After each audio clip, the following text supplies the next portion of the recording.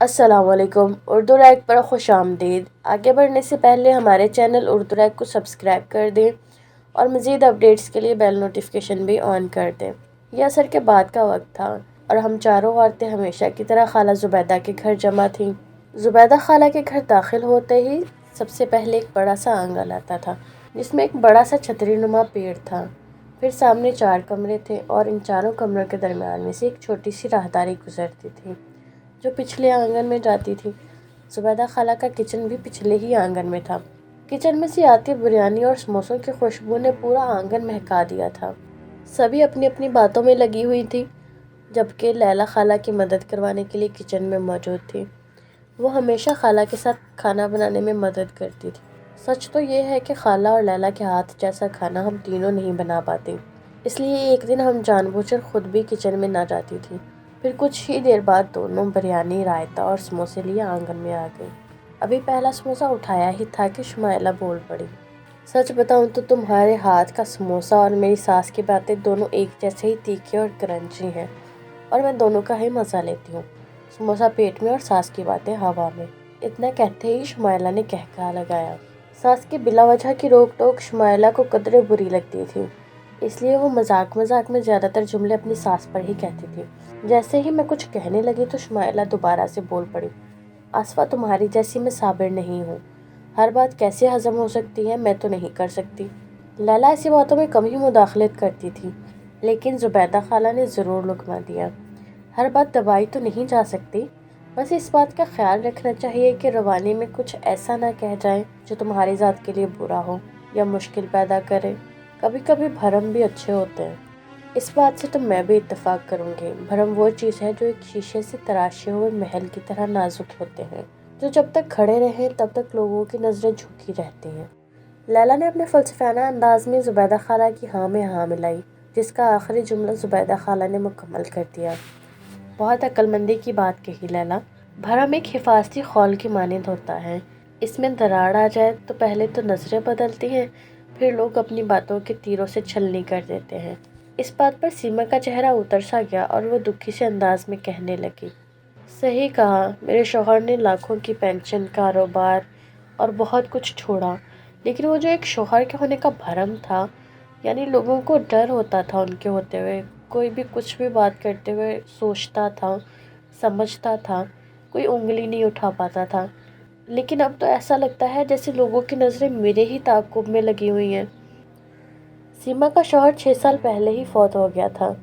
سیما کی بھی اتنی زیادہ عمر نہ تھی۔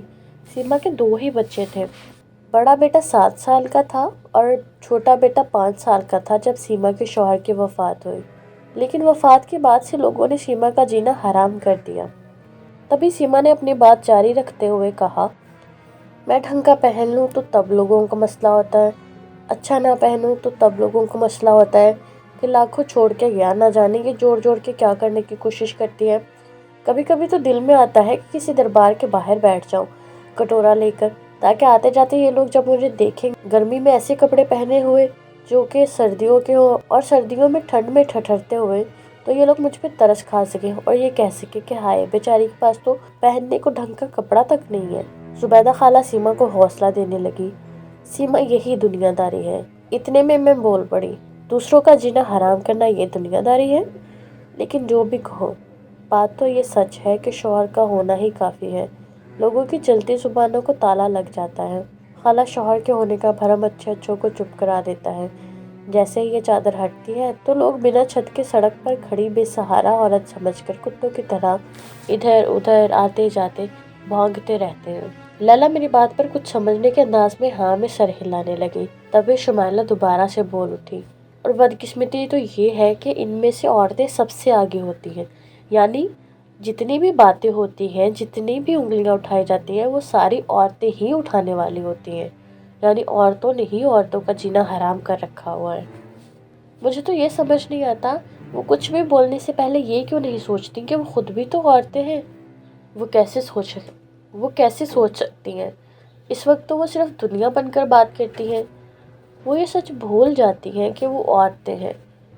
اور سچ تو یہ ہے کہ ہم عورتوں نے ہی اپنی ایک الگ سی دنیا بنا رکھی ہے، جس میں ہم نے اپنے ہی اصول طے کر لیے ہیں، یہ ایک عورت کے لیے ٹھیک ہے، یہ ایک عورت کو کرنا چاہیے، یہ بیوہ کو کرنا چاہیے، یہ کرنا عورت کے لیے جرم ہو سکتا ہے، اور ایسا کرنے پہ عورتیں ہی عورتوں پہ باتیں کسیں گی۔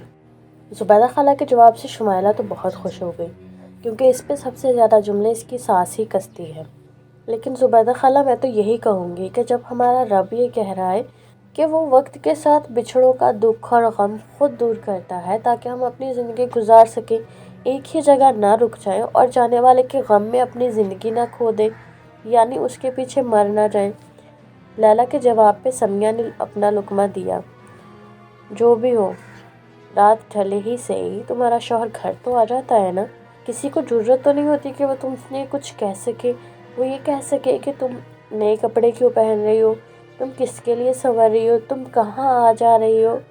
یہ شوہر کے ہونے کے سارے بھرم ہوتے ہیں، ورنہ تو سب کی نظریں عورتوں پہ ہی ہوتی ہیں، نہ جانے کہاں جا رہی ہوگی، کیا کر رہی ہوگی۔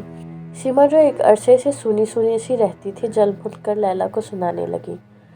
لیلا نے سب کو بتا رکھا تھا کہ اس کا شوہر کچھ ایسا کام کرتا ہے جس کی وجہ سے اسے رات کو آنا پڑتا ہے اور وہ رات کے گھر واپس آتا ہے۔ خیر، یہ تو کبھی بھی کسی نے بھی لیلا سے پوچھنے کی جرت نہیں کی کہ اس کا شوہر کہاں ہے اور کیا کرتا ہے۔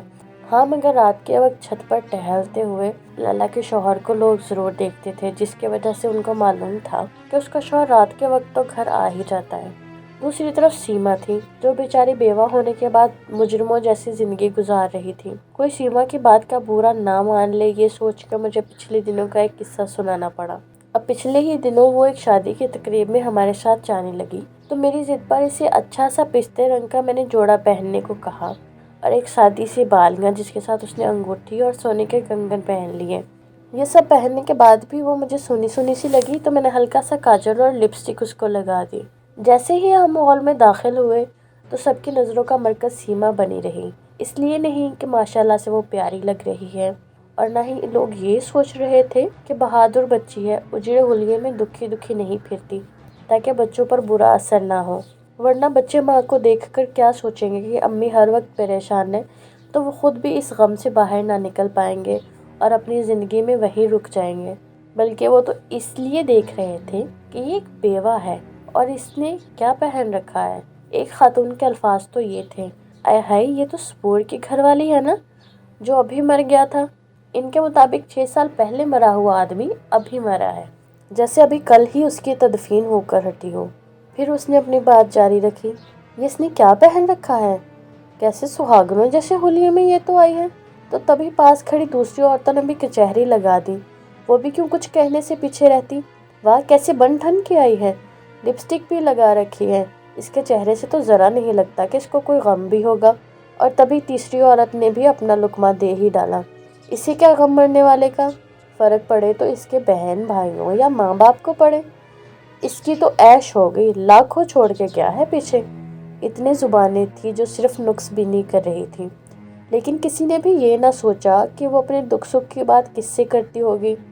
مرنے والا ہی تو اس کی پوری دنیا تھا، جو مر گیا۔ اس کے بہن بھائی اپنے جیون ساتھیوں کے ساتھ اپنی اپنی زندگیوں میں خوشحال ہیں، اور یہ بیچاری جو سسکتی رہتی ہے۔ جب سمیہ کو سبور کی یاد آتی ہے اور وہ پھوٹ پھوٹ کر رو رہی ہوتی ہے، جب اسے زندگی خود پر تنگ محسوس ہوتی ہے، تب ان سب زبانوں میں سے کسی ایک کا کندھا بھی اس کا دکھ بانٹنے کو حاضر نہیں ہوتا، نہ ہی کوئی ایسی زبان ہوتی ہے جو اس کو دلاسا ہی دے سکے۔ بس باتوں کے تیر چلانے آتے ہیں۔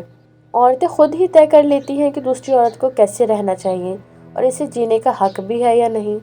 خیر، کافی دیر ہو گئی تو سب نے اپنے اپنے دکھ بانٹے اور باقی کے دکھوں کا بوجھ اٹھائے گھر جانے کے لیے رخصت لی۔ تو دروازے میں لیلا مجھ سے کہنے لگی، آصفہ، تم میرے ساتھ آ جاؤ، مجھے تم سے ذرا کام ہے۔ ہم دونوں گلی میں نکل پڑیں۔ ویسے ایسا نہیں کہ زندگی مجھ پہ کچھ خاص مہربان ہو، پر اللہ کا شکر ہے کہ میرے شوہر سلامت ہیں، لیکن بہت ہاتھ پاؤں مارنے کے باوجود میرے شوہر کا کام سیٹ نہیں ہو پاتا۔ اللہ جانے کون سی آزمائش چل رہی ہے، مشکلیں ہیں کہ منہ موڑنے کو ہی راضی نہیں۔ جیسے ہی ہم لیلا کے گھر پہنچی تو وہ پھوٹ پھوٹ کر رو دی۔ آنگن میں اس کے شوہر کے کپڑے اور جوتے پڑے تھے۔ میں نے اسے دلاسا دینے کے لیے کندھے سے لگایا، کیونکہ ہم سب میں سے سب سے بڑا بھرم تو اسی کا تھا۔ ہم دونوں کیونکہ بچپن کی سہیلیاں تھیں، اس لیے ہر بات آپس میں شیئر کر لیتی تھیں۔ لالہ نے باہر تو لوگوں کو کچھ اور بتا رکھا تھا، لیکن اصل بات تو کچھ اور ہی تھی۔ بچپن کی سہیلیاں ہونے کی وجہ سے جو بات ہماری آپس میں ہوتی ہم وہ باہر کسی سے نہ کرتی۔ پھر لیلا آنسو پوچھنے لگی، آصفہ، حامد کو گئے ہوئے پورے 4 سال ہو گئے، آج تک ان کا کوئی اتا پتہ نہیں آیا۔ اللہ جانے ان کے ساتھ کیا ہوا ہوگا، وہ کہاں ہوں گے، وہ ٹھیک بھی ہوں گے یا نہیں۔ پھر ایک کمرے کی طرف اشارہ کرتے ہوئے مسلسل بہتے آنسوؤں کو روکنے کی کوشش کرتے ہوئے بتانے لگی، وہاں اس جگہ پر حامد نے مجھے آخری الوداع کہا تھا۔ میں کیا کروں، کس کو جا کے اپنا دکھ سناؤں؟ لیلا، حوصلہ رکھو، اللہ کرے حامد بالکل ٹھیک ہو اور جلد لوٹ آئے۔ 4 سال ہو گئے ہیں یہی جملہ سنتے سنتے، لوٹ آئیں گے، ابھی تک تو آئے نہیں۔ لیلا کی شادی کو ابھی 1 ہی مہینہ مشکل سے ہوا تھا جب حامد غائب ہو گیا۔ لیلا کی کوئی اولاد بھی نہ تھی، بس خود کو تسلی دینے کے لیے رات کو کبھی کبھار حماد کے حلیے میں چھت پر ٹہلنے چلی جاتی، جس سے لوگ یہ سمجھتے کہ وہ حماد ہے۔ لوگوں میں بھی اس طرح سے اس کا ایک بھرم بنا رہا کہ حماد رات کو گھر واپس آ جاتا ہے، اس لیے وہ جب بھی چھت پر جاتی تو حماد کے کپڑے پہنے ہوئے کافی دیر وہیں ٹہلتی رہتی۔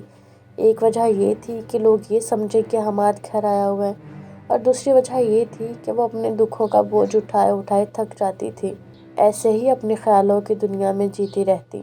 لیلا، ایسے کاموں میں ایسا ہوتا ہے۔ ماتھے پہ ہاتھ مارتے ہوئے دوبارہ لیلا روتے ہوئے بولی، کیا ضرورت تھی جاسوس کی نوکری کرنے کی؟ جانتی ہو نا، اگر کسی دوسرے ملک میں پکڑے گئے تو کسی کو علم تک نہیں ہونا، اور وہ لوگ کون سا زندہ واپس بھیج دیں گے۔ لیلا، اچھا سوچا کرو، اللہ خیر ہی کرے گا، پتہ نہیں یہ خیر کب ہوگی۔ اتنے کہتے ہی لیلا پھوٹ پھوٹ کر رونے لگی۔ زبیدہ خالہ نے ٹھیک ہی کہا تھا، بھرم ایک طرح سے حفاظتی خول کی مانند ہے۔ نہ کبھی ان 4 سالوں میں لیلا نے اپنا بھرم کسی پہ ظاہر ہونے دیا، اور نہ کبھی میں نے ہی ایک بھی لفظ کسی کے سامنے اپنے منہ سے نکالا۔ اتنے سال بعد تک بھی لیلا کا بھرم قائم رہا۔ وہ جانتی تھی ایسے گئے ہوئے لوگ کب واپس لوٹتے ہیں۔ اس غم نے لیلا کو چارپائی سے لگا دیا، اور وہ بھی اس دنیا سے اپنے بھرم کے ساتھ چلی گئی۔ اس لیے کبھی کبھی لوگوں کا بھرم رکھ لینا اچھا ہوتا ہے، ضروری نہیں کہ ہر انسان کو ٹٹولا جائے۔ اسی کے ساتھ ٹیم اردو ریک کو دیجیے اجازت۔ اللہ نگہبان۔